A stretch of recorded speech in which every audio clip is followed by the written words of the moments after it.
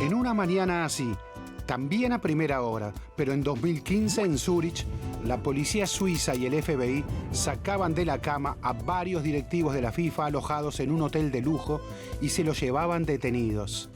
En ese mismo momento, mientras tomaba un café con croissant en el bar de ese hotel, el empresario argentino Alejandro Bursaco ve que él también está en la lista. Se fuga. Ese día, la noticia que conmueve al mundo se llama FIFA Gate.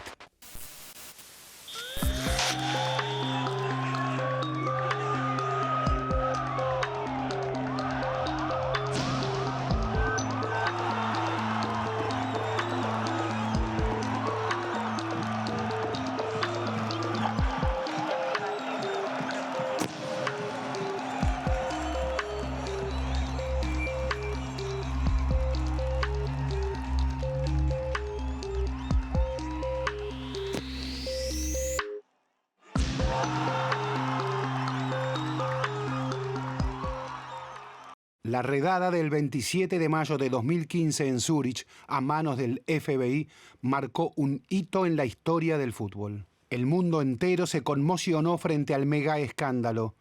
¿Qué hacía el FBI en Zúrich? ¿Qué hacía metiéndose con la FIFA? La redada se llamó Operación Darwin. El escenario fue un sitio histórico, discreto y lujoso para tamaño bochorno. El mítico Bar-o-Lac, uno de los hoteles de lujo más emblemáticos del mundo. Además de Alfred Nobel, creador del Premio Mundial de la Paz, que tanto ansiaron a Belange y Blatter por los salones del Bar-o-Lac, también pasaron artistas como Marc Chagall, Joan Miró y Richard Wagner, quien estrenó allí su ópera La Valquiria con el genial Franz Liszt en el piano. Los directivos de FIFA se encontraban reunidos para una nueva y segura reelección de Blatter. La redada sorprendió a todos. On the other hand, ladies and gentlemen, I thank you. I thank you that you accepted me, that for the next 4 years, I'm not perfect. Nobody is perfect. But we will do a good job together, I'm sure. So I thank you so much. I thank you for the trust and confidence. Trust and confidence, together we go. Let's go FIFA, let's go FIFA. Thank you so much. Thank you. Y me llama un amigo del tribunal a las 6 de la mañana por teléfono. En aquel tiempo, te imaginás que no había tanta tecnología como ahora. Yo tenía me acuerdo, el de tapita. ¿Qué pasa? Fernando, están todos presos. Yo no entendía nada. Imagínate, ¿cómo presos? En medio de la montaña, 6 de la mañana, en Suiza. No habían llegado todos, yo estaba... Entonces, no, Jorge, ¿qué me decís? No, sí, están todos presos. I was about 2 kilometers away in my hotel. Well, I woke up by a phone call at 6 or 5:30 something. When it happened, by somebody, of course I can't disclose the name, a source who told me, and so I was one of the first to be there at the Bar-o-Lac because I jumped out of the bed and ran there. Empezó a sonar, ¿qué te digo? Mi teléfono a eso a las 2, 3 de la mañana. Sonó 2, 3 veces, una cosa rarísima. Ni lo contesté, yo ya no estaba en el fútbol, nada puede ser tan urgente. Si es tan urgente va a sonar el de mi señora de inmediato, porque quiere decir que es algo familiar. Y seguí. Bajo la conserjería le digo, el tipo estaba dormido ahí, le digo, ¿me puede prender el televisor? Sí, y en alemán, por supuesto. Y me traduce, sí, parece que están llevando preso en el Bar-o-Lac a los dirigentes de la FIFA. Imagínate, yo estaba solo, no habían llegado además. El conserje con una cara, viste, de suizo alemán, que cero expresión, me traducía, no, pero parece que es un problema. Pero ¿cómo el FBI en Suiza? Imagínate el revoleo. Bueno. Nunca nadie pensó que iba a venir alguien de afuera a sacar de los pelos o a tocar, digamos, a una organización como FIFA, como el COI, como cualquier otra federación, de la manera que se vio, como si fuese una serie de Netflix, hasta te diría. Era un operativo y un allanamiento de la policía suiza, era todo perfecto, no había gritos, no había corridas. Era la policía suiza con el FBI pidiendo efectivamente los registros de quienes estaban hospedados en ese hotel. They went in, presented their badges, the police guys, and they knew in which rooms these guys were, and they split and went straight to the rooms and pulled the guys out. Una sábana blanca impedía ver el ingreso de los apresados al vehículo que los llevaría a la cárcel.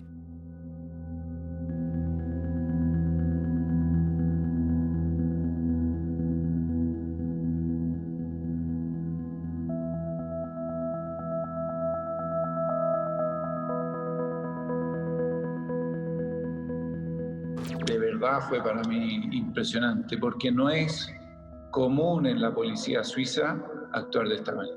O sea, entrar a un hotel de la categoría del Bar-o-Lac en horas de la madrugada y sacar prácticamente en pijama a estos tipos, a estos delincuentes. Cuando supe, dije, tienen unas pruebas que son tajantes. Yo dije, esto viene durísimo, estos tipos de verdad tienen todos los antecedentes. Cuando llegó al Bar-o-Lac, porque a ver qué pasaba, ¿viste? Ya había amanecido. Había uno o dos, no había muchos reporteros, ya se lo habían llevado. La famosa sábana blanca la había de cuello, porque en ese momento no estábamos. Estaba José Luis Meissner con Gorka Villar. Gorka, ¿te acordás? En ese momento era el asesor legal o apoderado, no me acuerdo qué, jurídico de la Conmebol. Y se pasó algo, y muy nerviosos, obvio, muy nerviosos. Escuchame, tengo a la gente presa, no sé cuánto, porque no se sabían cuántos presos había. Pero nadie sabía si habían sido 20, 15, 30. En ese momento nadie entendía nada. Imagínate, si ya venían desconfiando de los compañeros, a partir de ahí nadie habló con nadie. No se sabía quién nos llegaba, no se sabía qué había pasado. And this was very fast. And then the women gathered there in their rooms, weeping, and oh no, what can we do? And what about the money? Because FIFA cut the money in this moment. A couple of hours later, so they were used to get paid everything, and the first thing was, who's paying our hotel now? Bueno, finalmente alguien pudo probar y hacer algo efectivo contra algo que más o menos todo el mundo ya sabía. Lo que acompañamos de cerca el fútbol sabemos más o menos cómo funciona, pero una cosa es saber, otra es tener pruebas, otra es poder publicar con detalles. Creo que los primeros sorprendidos fueron los suizos, los segundos fueron los de la FIFA y el tercero fuimos todos nosotros, que siempre creímos que todo se resolvía puertas adentro. Y al día siguiente, sí, creo que fue el 17 del Congreso, y bueno, sí, era un ánimo terrible. Nunca vi tantas valijas en el Congreso, porque los congresistas iban con la valija y del Congreso rumbo al aeropuerto. Nadie quería quedar un minuto más en Suiza. En la cafetería del mismo hotel veía todo Alejandro Bursaco. El CEO argentino de la empresa Torneos iniciaba una fuga insólita. Facundo Pastor la investigó al detalle.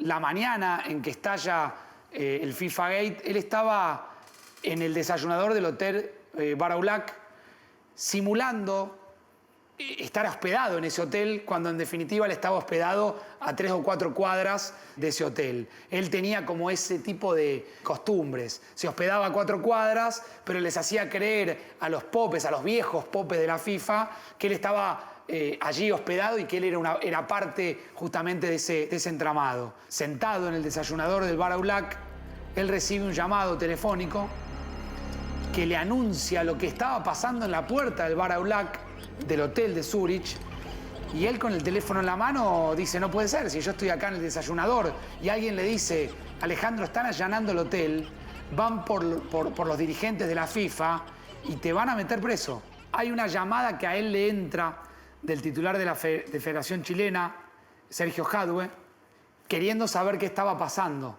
Y creo que en esa llamada él advierte que la situación era muy complicada y que necesitaba salir de Suiza. Y él toma la decisión quizás más trascendente de la historia de su vida, que fue tener que animarse a escapar de ese hotel. Bursaco comienza a hacer llamados desesperados. Entra en escena el yerno de Julio Grondona. Lo llama a Genaro Aversa y le dice, Genaro, está toda la policía rodeando la zona del hotel, se van a llevar presos a los dirigentes de la FIFA y me van a llevar preso a mí. Sácame de acá. Antes de que lo pasen a buscar, Bursaco hace otra llamada clave. El destinatario, un tal Eladio Rodríguez. Eladio Rodríguez era el gerente de Coimas, era el hombre que llevaba todo el registro que primero comenzó siendo un registro a través de cuadernos y después con el paso del tiempo eran tantos los millones de dólares que pagaban en coimas que tuvieron que adaptar un software especial para poder ir registrando cada uno los pagos que hacían. Todas las transacciones de las cuentas de torneos, las blancas y las negras, las lícitas y las no lícitas, estaban en esas planillas de Eladio Rodríguez. Tanto que varias de esas planillas se presentan como evidencia en el juicio. Bursaco lo llama a Eladio Rodríguez para que Eladio Rodríguez destruyera todo ese sistema que inclusive estaba guardado en Montevideo, en un lugar especial, en un lugar secreto, en donde había un disco rígido secreto donde contenía todo el sistema de coimas y cada uno de los movimientos, cada uno de los pagos que se hacían desde torneos a los distintos dirigentes de la Conmebol, de la Confederación Sudamericana de Fútbol, y tenían que ser destruidos. También llama a Mariano Mendilarzu, su abogado, que estaba de vacaciones, estaba en Petra, en la ciudad de Petra, con su mujer. Y claro, le entra un llamado reiterado del propio Bursaco y Mariano Mendilarzu no sabía bien qué había pasado. Mendilarzu le recomienda que se esconda en un hotel en Milán. Bursaco se hospeda con otro nombre y queda ahí una noche que fue tremendamente dura por la soledad, por la clandestinidad, porque Bursaco era un hombre no acostumbrado a fugarse, sino todo lo contrario, acostumbrado a valerse de las mieles del poder y a disfrutar de alguna manera las mieles del poder. Pero después se arrepiente, creo que quizás de presión de su hermano, que en ese momento era un político con aspiraciones de llegar muy alto en la política argentina, decide que es más conveniente rendirse a la justicia. Y su hermano, Eugenio Bursaco, un hombre muy vinculado a la seguridad, a los ámbitos de seguridad. De hecho, después termina siendo secretario de Seguridad del gobierno de Mauricio Macri. Estando en Milán, efectivamente, con su abogado, se dan cuenta que la situación era muy complicada y como ya estaban en territorio italiano, el propio Mendilarzu le recomienda a Bursaco sumar a la defensa a un abogado muy poderoso, un abogado que había sido abogado de Berlusconi, llamado Roberto Pisano. ¿Por qué lo contratan a Pisano? Porque Pisano tenía muy buena llegada a distintos jueces en Italia, sobre todo a un juez en la zona norte de Italia, en la zona de Bolzano. En Bolzano se hospeda en un hotel céntrico y 13 días después de la redada se entrega a la policía local. Negoció la entrega en una hostería de los Alpes italianos, con un agregado que tuvo tono de crónica policial. Recibe en su lugar de detención, de arresto domiciliario, la llegada de dos personajes misteriosos que se acercan hacia la recepcionista de esta suerte de hostería, preguntándole por el argentino que estaba preso.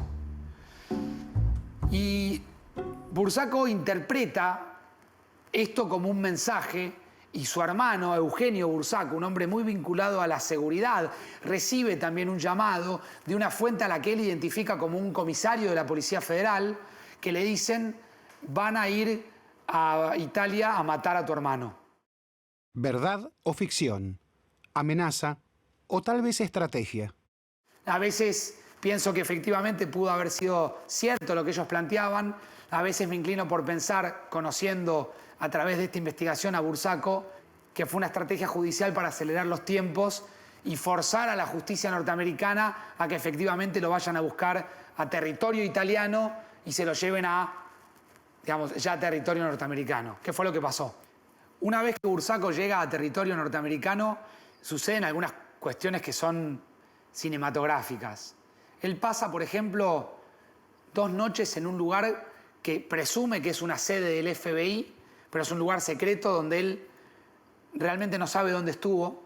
Y después empieza como una negociación para que lo dejaran estar en un arresto domiciliario. Ahí empieza una búsqueda de dinero. Había que poner plata. Pero puso plata gente muy poderosa en la Argentina. Y una vez que Bursaco logra la tranquilidad de un arresto domiciliario, le pide al FBI un poco de tranquilidad y una computadora.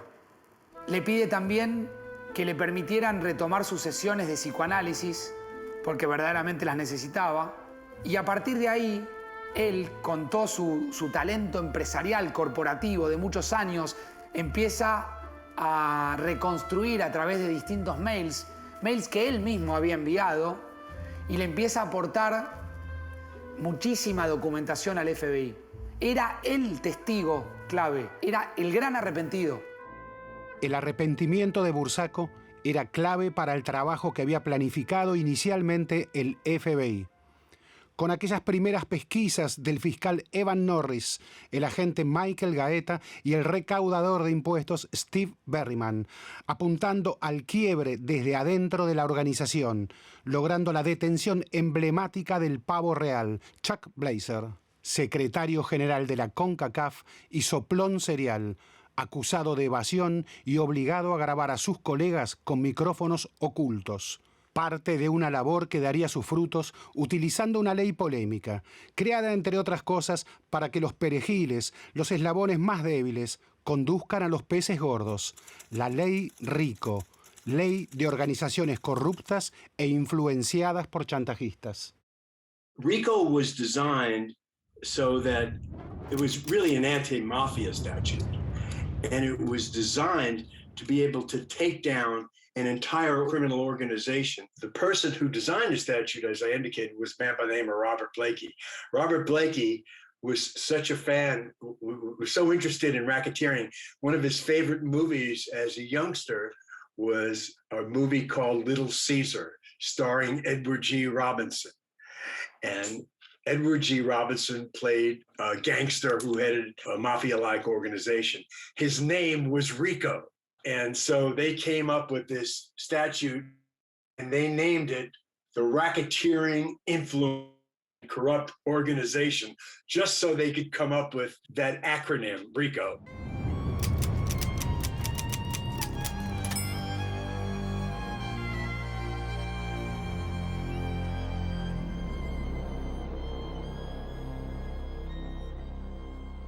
Y ese Evan Norris tuvo la idea de aplicar esa ley a la FIFA, porque él vio en la estructura de la FIFA muchos paralelismos con la mafia italiana en Nueva York. FIFA sounds like a criminal operation to me. Why not? And the one thing RICO does as well, you don't actually have to catch the person committing the crime. You just have to find the conspiracy and link these people together. I think that's an extremely powerful tool. Y Evan Norris es un tipo, como muchos fiscales en esa parte de fiscalía norteamericana, que son ambiciosas y creativas y quieren marcar su tiempo en la fiscalía con casos creativos, con ideas y teorías creativas. Y él tenía ambiciones de aplicar la ley RICO en un nuevo campo. Pero en realidad yo creo que se pasó del carril y agarró cosas que algunos pueden decir que es demasiado.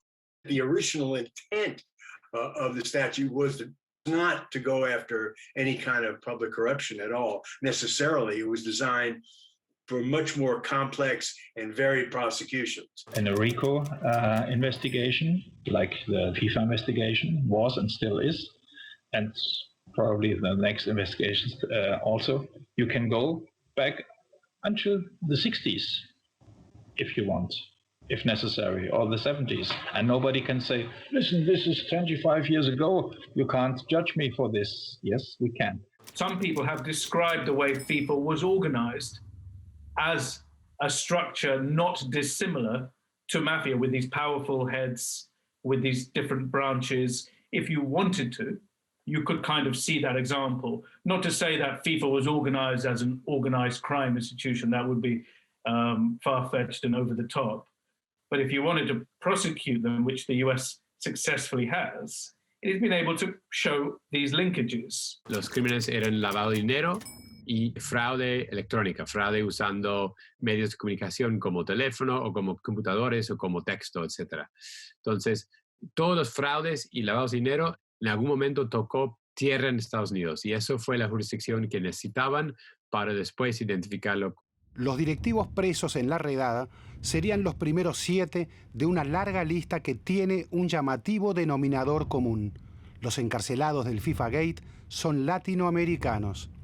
¿Eran ellos los verdaderos peces gordos?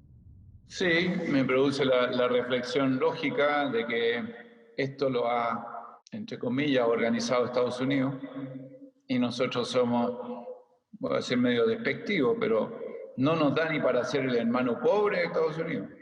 Entonces, ¿qué es lo más fácil? Vamos para abajo, vamos al sur y al sur apretamos. Porque se voy para o lado, me voy a encontrar com problemas. Você toca num ponto que para mim é essencial e sobre o qual eu falo há muitos anos. Até as grandes obras lá de trás sobre corrupção no futebol tem sempre um grande viés com um grande equívoco: poupar os europeus. A corrupção é uma coisa latino-americana, ou africana, ou asiática, mas os europeus não. I think they went after the lowest hanging fruit that they happen to have evidence against. And for the moment, anyway, the lowest hanging fruit were the people in South and Central America. Todo el dinero que había pagado la FIFA, la contratación, el FBI, el fiscal Michael García, los 80.000 agentes, los 2.000 micrófonos, sirvieron para enganar a 10 dirigentes de Sudamérica y no descubrir quiénes vendieron los votos para Qatar y dejar sin un mundial a Estados Unidos. Esta es la conclusión. Yo no creo que estén tan inmunizados contra el FIFA Gate en Europa. Creo sí que la FIFA es europea en el sentido de que está ubicada en Suiza y que a la dirigencia actual de la FIFA, que sigue siendo europeísta, tampoco le conviene demasiado que se investigue qué hizo Europa durante la época del FIFA Gate. Let's talk about the German guy, the national hero Franz Beckenbauer. He's apparently he voted for Qatar as well. The craziest thing is that nobody ever disclosed whom he voted. The only exception is Michel Platini, the French soccer hero and UEFA president in those days. And he said, I voted for Qatar. So he made a step forward, but only after we, the media, found out that his son got a huge contract from the Qatar Investment Fund in a company there. Aquí hay una consecuencia de la política americana de toda la vida frente a los latinos, digamos. Y ahí está, los latinos están presos y el resto dando vueltas sin ningún inconveniente. They got jurisdiction over several people because they were outside of their home countries. They were in Switzerland and they were able to do that. The fact that they didn't indict people at the highest level of FIFA, I don't know if I'm prepared to conclude that that's some sort of what the word is, selective enforcement against people in Latin America. Los que pagamos las culpas somos los latinos, está claro.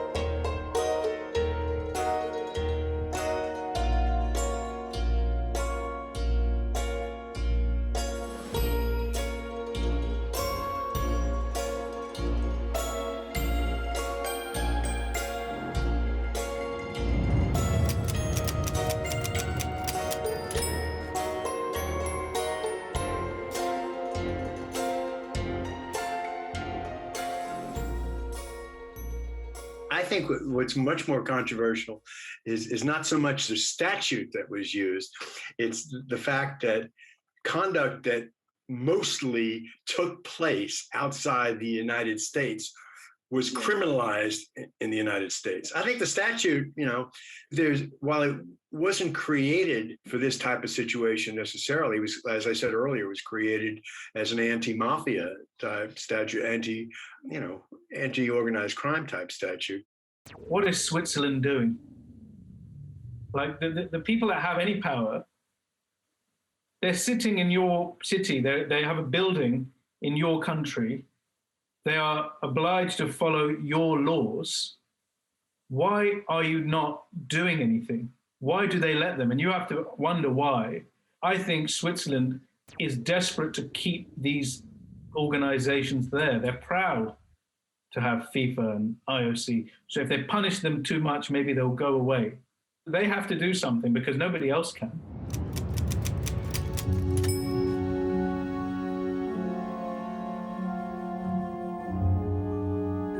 Una ley pensada para los peces gordos, pero solo con latinoamericanos en la cárcel. Una ley creada en suelo estadounidense, pero que se usa extraterritorialmente. La pregunta es inevitable.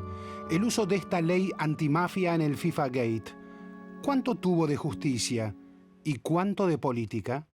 But then you also have to ask yourself, shouldn't our own justice systems in Brazil, in Argentina, in Switzerland, shouldn't they have been doing this many years before? Should we not have been cleaning these people out? For decades, they have been taking money that is not theirs. They've been taking advantage of our passions for football to profit for themselves. Someone had to do it. It's the US.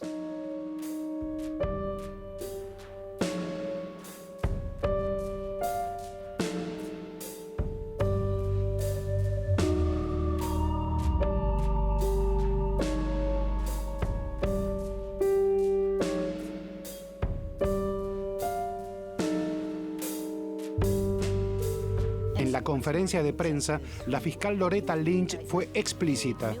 Los detenidos incurrieron en sobornos para decidir quién televisaría los partidos, dónde tendrían lugar y quién controlaría la organización que supervisa el fútbol a nivel mundial. El 3 de diciembre, tras la nueva redada en el Bar Olac, en la que fueron apresados los directivos Naput y Howitt, la fiscal volvió a pronunciarse. Loretta Lynch expresó: no contentos con robarle las ganancias al deporte más popular del mundo por décadas, estos acusados, como se alega, trataron de institucionalizar su corrupción no por el bien del juego, sino por su enriquecimiento personal. Por el bien del juego, dijo la fiscal Loretta Lynch. Durante décadas, Estados Unidos permitió que su deporte más poderoso, el brutal fútbol americano, dañara a decenas de jugadores. El propio FBI demoró acusaciones contra un médico que abusó de cientos de niñas gimnastas. Pero el FBI prefirió investigar al doping ruso y a la FIFA. Y con una ley polémica. Lo dicen decenas de dirigentes, abogados y especialistas, pero no ante las cámaras.